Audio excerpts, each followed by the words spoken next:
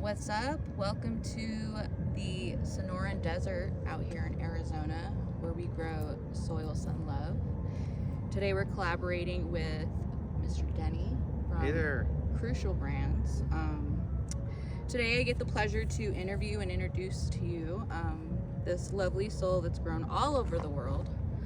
He's been involved in grows in 3 different countries and also traveled the world for genetics and high quality strains. But today we're here in the desert field harvesting not only his organic sun-grown cannabis, but also regenerative and sustainable.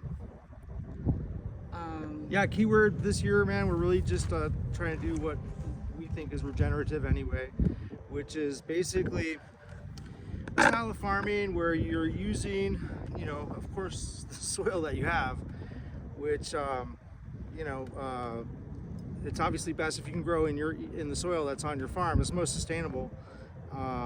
Certainly, we all have had to use a lot of products that are imported for as a substrate and using a lot of petrochemical based fertilizers. Ultimately a lot of our food is that way, and it makes sense on big economic scales to do it like that. But ultimately, the way we see it, we're gonna have to be here for a minute, at least the human race anyway. So let's try to do what we can to make the soil under our feet as productive as we can. Not just and by making it super productive, we mean so it's sustainable for future generations, because you can kind of certainly deplete these things. Certainly, people deplete their cocoa and their peat moss, and I don't know, that other thing I think is like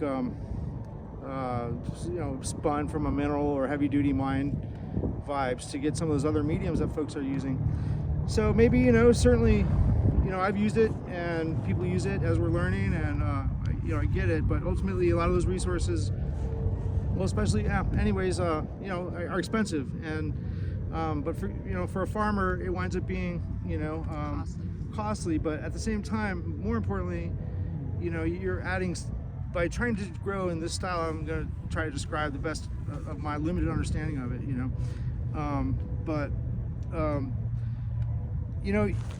you're trying to cover the soil at all times so that the sun's not baking down on it, which means a good bit of moisture, but it also means growing, a lot of weeds. I will just say it, what we call weeds in some cases aren't necessarily weeds, because, well, they are, it's just kind of a word, that we use. But these are plants that come up in these places, and like for here and for a lot of the Midwest of America, you have like a lot of weed pressure from amaranth. But back in the day, amaranth was a food crop. So that's originally, the food of the Aztecs, and, going way back in this area.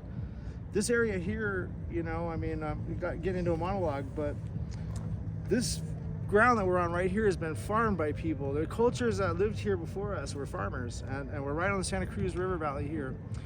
And, this couldn't be a more beautiful place, but to evidence to that is, sometimes when we're tinkering around in the dirt, we'll see evidence of stuff that was going on at least 1,000 years ago, pots and shards and You feel the and energy out things. here. The grounds are very sacred for sure. So we want to express that with the flower that we grow here.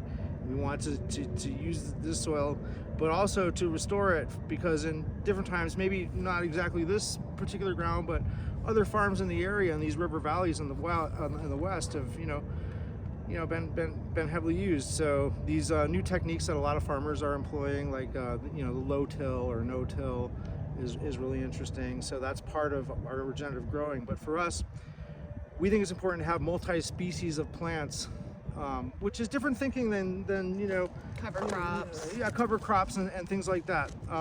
Creating like the The microbiome, I guess, I'm trying to learn all these fancy words, and there's a lot of them, and regenerative took me a minute to even say. but yeah, essentially also there's these styles of farming which use a lot of anaerobic ferments, but a lot of people are like, oh, anaerobic ferments, yipes, and I get it, it smells a little different when you're making some of these solutions, but the idea is, you want to get your nutrients from an organic source that's as close by as possible. And in the case, for our nitrogen source, we found some local poultry pellets, pelletized poultry products, but in order to Local even soil. some just different things that's from right around. There's a mineral different minerals, just Biochar. basic biomineral. I didn't get into biochar because we need to. It would be great if we could. Definitely. And I mean, now they're finding evidence when they didn't think that people were really inhabiting the Amazon. It turns out, they thought that was limited people and stuff, but now they're finding like civilizations that were every bit as big as any in Europe, but the way that they did their agriculture was on biochar. And so that's kind of how they did it, and they're seeing evidence of that still. So that soil's still doing what it does. And How long have you been growing? so, I mean, I started growing, a minute ago. I started getting fascinated with cannabis when I was about 13. Actually, I thought it was pretty interesting and different. And, Who was your mentor? Do you have like a specific well, going back to mentor? when I was 13, just the older, cooler kids were smoking weed, and I tried it out and I liked it. You know what I Right. mean? But, kind of at first, I didn't smoke too much at 13, 14, 15. But, I did realize that, the other kids my age and I myself, was drinking alcohol too, as kids do, in those, experimenting or whatever. And what I found was alcohol made me feel, not that, it's not nice to enjoy it and whatnot, but a lot more incapacitated than any amount of cannabis smoking ever could. Yeah. And cannabis made me feel, a certain special way, where it, this, I guess you could say, maybe the spirit of it, It aligns your started to chakras, align me even as a younger person. So I kind of always avoided alcohol for the most part. Yeah. I still enjoy a little drink here and there. It's a wonderful, thing to enjoy also. But cannabis has always been there, and it's been helpful. Yeah, Did you start growing at 13? No, well, yeah. I mean, like a plant or two, in Okay. the window, or Yeah. hiding out in the Just trees. practicing I out. grew up in Florida, so it was like, kind of in the little jungle and stuff. But the idea that we'd ever get a bud to smoke out of it was not a thing. And then I didn't really start growing like Serious crop. to serious crop. Well, I had a hemp clothing company, Okay. and so early on, I kind of found out about hemp through Jack Hare. He was coming through giving little tours, and Jack Hare came here and spoke the truth about this plant, about hemp and about marijuana. And this is going back to the 90s, early 90s, like 1990 actually, when to get caught with a little bit of it was a big deal, right here on this highway, the Border Patrol, I mean, God bless the Border Patrol and all that, but for me personally, but going back in the day, we were always afraid we were gonna get our flipping car taken away for 5 seats because we wanted to go to Nogales or whatever, so I get it, Homeland Security and all that, but anyway, it's getting off topic. But Jack Hare taught us that this is kind of wrong. And it was wrong that cannabis, was illegal, ever for any amount of time. Can you imagine the millions of people collectively, and the millions of years collectively worldwide, people even being in prison for this plant, For the small amount that they had. Right. So a guy like Jack Hare comes along and he exposes the truth about it through exposing us to the hemp industry. So the thing we thought we could do to maybe help out was expose people to hemp, and hemp for clothing, food, fiber, and fuel. As you look into the Emperor Wears No Clothes history, so Jack anything, by the way, means Jack Hare, the terror, for everyone who wants to say Jack Herrera. He's a good friend. He always used to remind me of that. So Jack Hare, the cannabis terror, taught us a lot about why this thing is illegal and how we need to do everything we can in the world to have that end. And we're so grateful that now, through his work and a lot of other people's hard work, we're able to do this thing here Continue that legally. movement, It needs to even be a little bit more freed up, I think, honestly, because hey, it's a plant like tomatoes, and we really need to get down to the bottom of that, or tobacco or whatever. And I know there's some regulations for growing tobacco, I get it, and maybe there needs to be some regulations, but not much, especially when it comes to farming it. You need to be able to farm this. People need to be able to do this, you know, for themselves on any level, you know, in a way.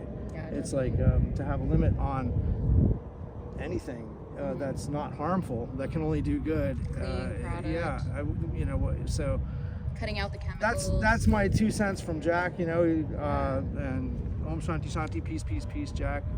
Jack Herrera, Jack old school. Herrera, yeah. Old school. Jack, old school. Originated from.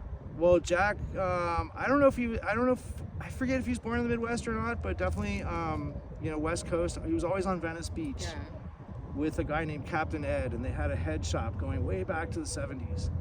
And then Jack wrote The Emperor Wears No Clothes, which exposed the whole situation about the human relationship, current politically and physically, going way back.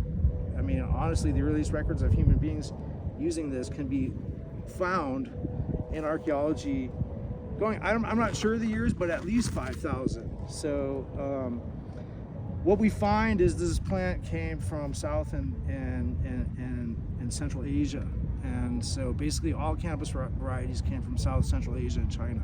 So in a sense, all of these plants that everybody's crossbred, whatever, over the years, polybred, whatever, any kind of breeding, ultimately it kind of comes from this area, north of the Himalayas and south of the Himalayas, you know? So every genetic, I believe, that could ever be expressed, you know, if you really want to find out, you know, walk barefoot through India from south to north, and you'll find about every kind of wild genetic that you could find.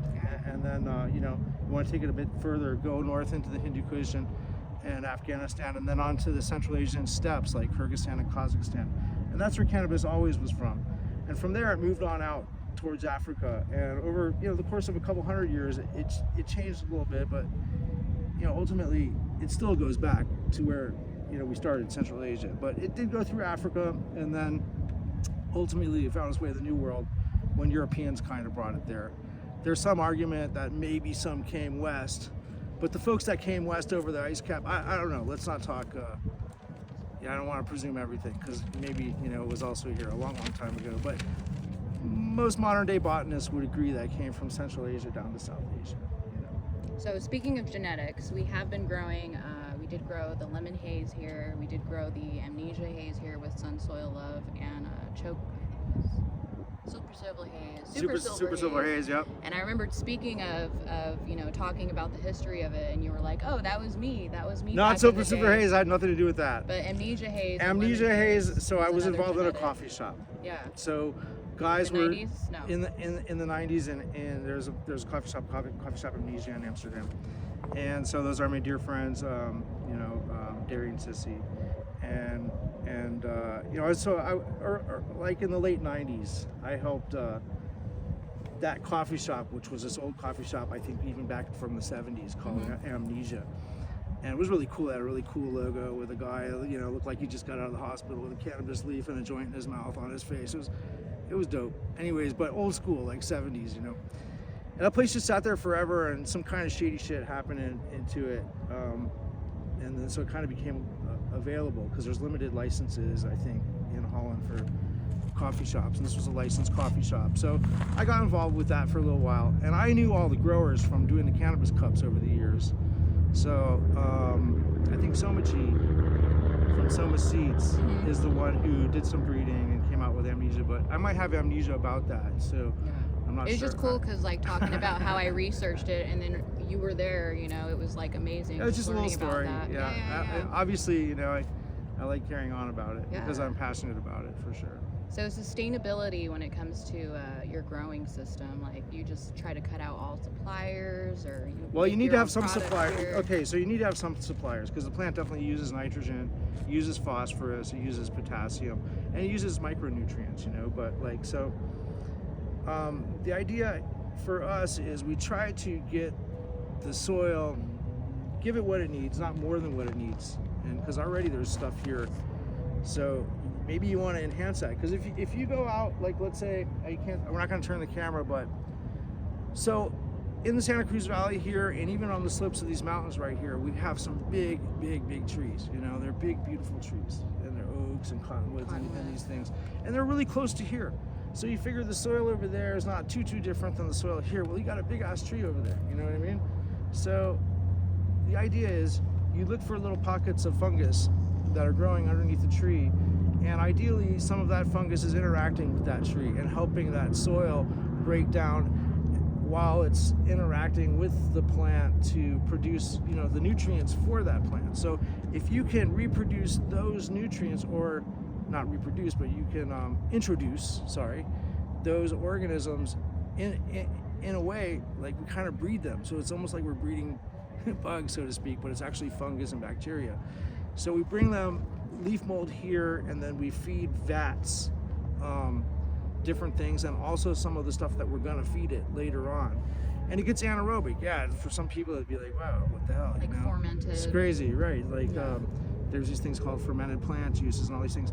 And a lot of this stuff straight up came from, I think it's Youngsam Cho of Jadam and the KNF people. So a lot of this stuff is available on YouTube if people want to research it. But Jadam and KNF seem to have solutions for super low cost sustainable agriculture, and so that's really important, I think, moving forward.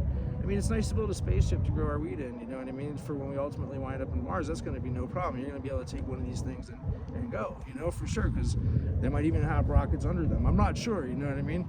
And mad respect to that, you know, but ultimately, you know, I mean, you should be able to put a seed in the ground and have it turn into a bud, and the more you can do that naturally without like trying to piss away too much resource or putting petrochemicals on it or whatever, the better, you know. And you know, in some cases it winds up being much better, I think, you know. Yeah, much cleaner. I mean, we smoked a beautiful rose joint. What was that, a rose tulip joint? Yeah, as a celebration joint. tulip, yeah. Kind of taste out that sun-grown. It's got a different flavor. I mean, kind of gives it a different vibe. It's very connective, very connective to the soul, I feel like. It's definitely, the sun-grown is definitely different when it comes to like a lot of indoor sprays with pesticides, and you know, that's something that's there are pests, and you do need pesticides. So sometimes you have to find the right kind of pesticide, because there's all kinds of stuff that people are spraying on these plants, you know, and you have to, because a lot of these plants are so inbred and the genetics are so whack, the plants aren't very strong in any situation, so they're getting attacked by viroids and whatchamacallitums that hurt them, and bugs and whatnot, crazy little bugs, you know, russet mites and spider mites and everything else. So yeah, people have to deal with it, and then powder mildew, all that kind of stuff. Outdoor, you have a lot less of that powder mildew, by the way. Here in Arizona, you could try to grow powder mildew, you'd never be able to do it in that field, you know what I mean? Mm-hmm. But especially when you treat it also, and we don't just hope for it, you know, we get out ahead of it and spray for different things. But the things that we do spray are natural things. You know, we don't spray anything that's not natural. So we'll use like a vegetable oil based Castile soap, maybe a sulfur mineral in veg only, so you won't ever see that, taste that, hint of that in the flower. But in veg sometimes we have to hit it with a little bit of sulfur out here. And there's clay that's used in the clone making out here to help the leaves kind of hold in the moisture and different like things. Like the clay that's in the ground, like it's like a mined clay from some place where, you know, like similar to what you would, you know, the one I put on my face every morning, you know, before I, you know, when I touch up. Nice. Yeah. So similar to that, you put that on the plant, and it helps hold in the moisture, and it helps kind of protect from bugs too. So always it's about, you know, the natural solution, and you know, it's not only is it cheaper, it's better. You know? It feels good. I mean, the intent of it just feels beautiful. Just connecting with everything on a natural way. You know, it's all organic, and it's beautiful. It's a beautiful thing, that's for sure. What do you feel like you've evolved over the time of growing? What's your most important keys in growing when it comes to the most important thing is, to me personally, every grain of soil, every piece of rock and dirt, whatever, it's all sacred stuff. Other things happen to have a little bit more kind of, you know, connection with, or anyways, a lot of people in a lot of places have identified cannabis as being a special or sacred plant. And for me, it's kind of felt that way, and certainly in, you know, some of the traditions that I try to follow as far as what I believe, it's a holy plant given to us by God to use, and and we have the absolute right to use it. And but mostly it's to help us, here on Earth to do all different kinds of things, not just to feel better while if we were going to smoke it, but to clothe ourselves from it and Multi-use, all yeah. kinds of uses for it. So yeah, incredible things you can do with the plant. But here on the farm, we're growing some higher THC stuff, so that's what we're focused on here, and we're seeing it. We haven't done the tests yet, so we'll see for real what it is. But one thing about THC levels, people are like, oh, we need to have 47% THC in our flowers. Yeah, right. I mean, okay, realistically 20, but hey, 20%, man. Back in the day, there was some fire ass weed that was like 5. Okay, so what's the story with that? And here's the other thing. Dig it. I mean, Do you there's when flavor you too. yeah, it's not just THC. Potency is great, and the way but that it comes flavors. together, and the way that it comes together Yeah. with all the different components of the 400 different things that's naturally in the plant. How is that going to interact with you? It's not just THC. So that's the unfortunate market trend that I see, and this might be 20%. We'll see. You know what I mean? What strains do you have here? So this is basically the Durban Boost is what we got. So it's basically yeah, just and we grew from seed, so it has all these different expressions. It's crazy how different they look, So when you grow from seed, when you grow from seed, you're gonna have all this different stuff. It might be similar, but there are always gonna be minor nuanced differences. It's just like from all seed my to kids. seed. All my kids are from the same bloodline, but they're so different. Exactly.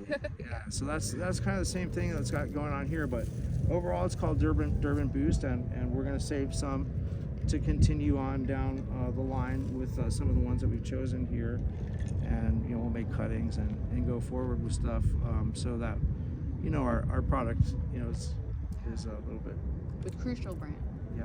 And how long have you had your brand going for? So Crucial evolved as a hemp clothing company going back to the 90s. Once Jack Harrod taught us about hemp, the only thing we could do is get into hemp business and start making hemp products and trying to expose that to people. So I kind of went hard on that. From about 1991, and I'm still going. I still have some of it. So look me up. Hit me up. Crucial D at AOL or Crucial Hemp Sales. So I can still hook you up with some hemp clothing. I've had to put trying to supply Bloomingdale's on the back burner, but maybe get there again. Right now it's focused on medicine, and we're doing a CBD line also. So I grew a lot. We tried to do 500 acres out in eastern Colorado. Wow. So that's a lot. Yeah, that was a huge, crazy project. Hemp?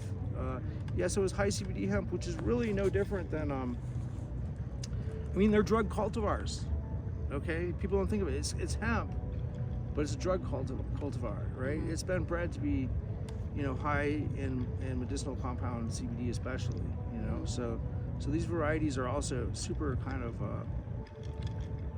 hybridized between different things. So then growing them in these different environments, we certainly learned a lot. And then trying to grow in Central Plains soil, which is, I learned a lot from some farmers in eastern Colorado. One, Dennis and Matt Campbell out there at Campbell Farms. Those guys are doing I don't know how many tens of thousands of acres, or over 10,000 for sure every year, no doubt. I think more like 15. And it's just a couple of those guys working their ass off, and of course they're automated, and they're doing, some big providing of food for the world. So, when these guys sell the stuff, they sell rail cars 100 at a time full. Nice. And they send it off on barges to Brazil or whatever. Amazing. So I got to see how they did all that, and then they kind of took my word for how the cannabis part of it might work, and we got involved with some kooky stuff with some folks from certainly from out of town, but wound up doing a pretty wild project anyway. So it was pretty 500 acres is That's a lot. he was trying to explain this to me, okay, Denny, Dennis, he's like, because he was really good at math, and at least with the fields, for sure, 100%. And he's like, if you try to touch every plant, it's going to be 800 miles. Damn. 800 miles to walk if you want to touch every plant once. You know what I mean? So yeah. What are you guys going to do about the weeds? And what? And I mean, I don't know if I'm not going to swear on this thing. I'll try not to. The weeds are difficult when you're trying to grow outdoor, and even here, the weeds was the biggest challenge about this project, was keeping the weeds cut back. Now, we did plant intentionally fenugreek, oats, rye, all these things, and we were able to kind of keep some of it down. But believe it or not, even all those plants that you planted wind up, like the radishes and all this stuff, you got to kind of almost keep it cut back. Some of it you can try to have an intentional crop, and in the sense of intercropping, just balancing it out. Yeah, so we will have a crop of daikon radish and radish pickles. So hit me up again, crucial D at AOL for the radish pickles. You know what I mean? Because I need to get something out of this. You know what I mean? But daikon radish is definitely something we could do, and we're thinking about making a line of pickles. So like, maybe for every ounce of weed you guys want to buy this, we'll give you a jar of pickles. And I kind of was like. Hey. I bet nobody thought of that. These were grown I with bet the bud. Nobody thought of that. Collaboration. Hey, there was our companion plant, and it was grown with the bud. And maybe we'll have like lettuce down the line. intertwined. Yeah, this is lettuce that we can offer the restaurants and different things, because help the community around. But here. it takes some doing. Definitely. And the little project I did. Little methods. It was a little project, but I did it myself, with a little bit of help from my friends, for sure. We're getting it harvested help right now, so we'll see. And just kind of learning these techniques and these procedures for growing out here in the soil and improving the soil at the same time. So last question, what is your mission for the collective plant medicine people?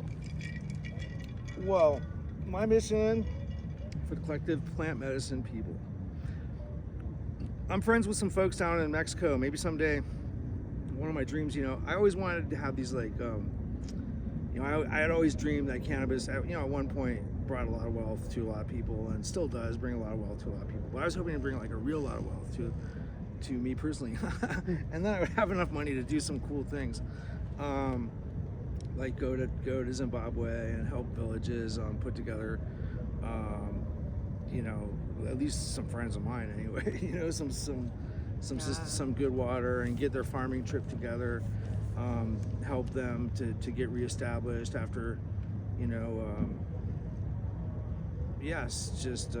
lot of stuff people have been through. Do that all over the world. I would start in Zimbabwe because I have connections there, but also going way back. Today I'm feeling really festive. So you spoke about plant medicine.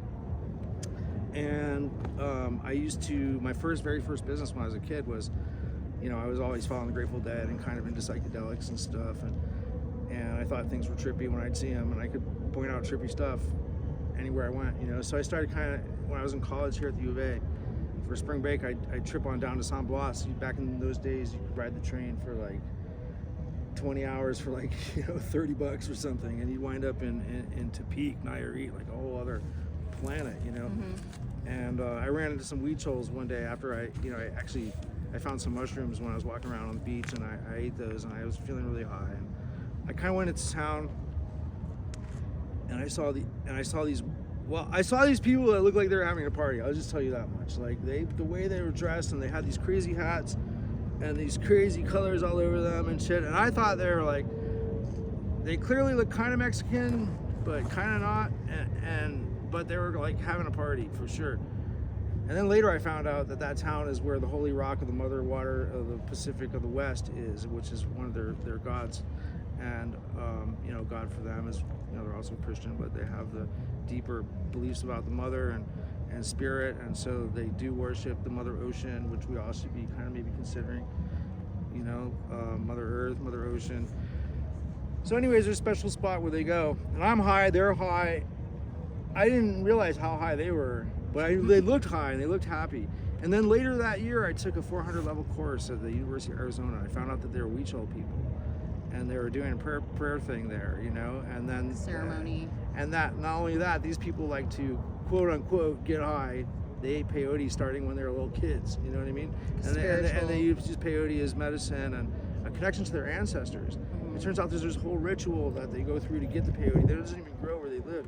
They have to go far to get it, and there are sacred places along the way, and they fast and go through a real trip, you know. And that's what I think a lot of people need to do, is kind of go through a little trip, get a little bit deep with this earth. I'm not saying go out and eat peyote, because there's not enough of it for everybody, but go and if you're gonna eat it, grow it. You know, you'll find out it takes like 50 years.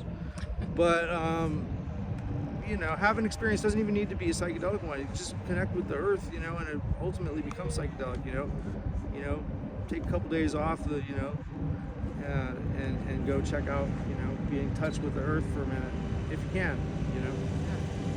So, anyways, yeah, I got into business with those people. That's all this stuff. They made me a hat 30 years ago. It's another one of those stories, you know. Well, that was like very briefly touching up on this guy's life. He's been like all over the world, done so many different, you know, teachings and learnings of how to grow plant medicine and cannabis, you know, here. Teaching us as well, you know, learning like from you natural guys. stuff. You know, it's great to learn and teach, and it's been great, and I appreciate you. Of course. Thanks for interviewing with us. Yeah, for sure. Take All care. right. Yeah.